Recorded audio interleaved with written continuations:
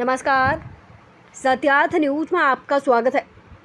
सूत्रों के मुताबिक जानकारी मिली है कि ताड़ी बेचने की आड़ में चल रहा नशे का कारोबार। तब एक सदस्य टीम मौके की नजाकत को जानने के लिए मौके पर पहुंची तो वहां से सभी लोग भागना शुरू कर दिए। एक लड़का मिला जो पत्रकारों की बात को पूछने पर थर-थर कांपने लगा और कुछ नहीं बता पाया। जब अपने चाचा कन्नू के पास फोन करके टीम से वार्ता कराई गई तो उन्होंने बताया कि आबकारी विभाग के अधिकारियों को ताड़ी बेचे जाने की पूरी जानकारी है।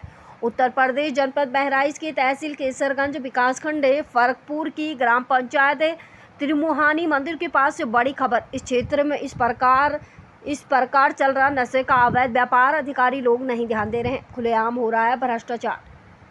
बहराइच से संवाददाता प्रेम नारायण शुक्ला की रिपोर्ट।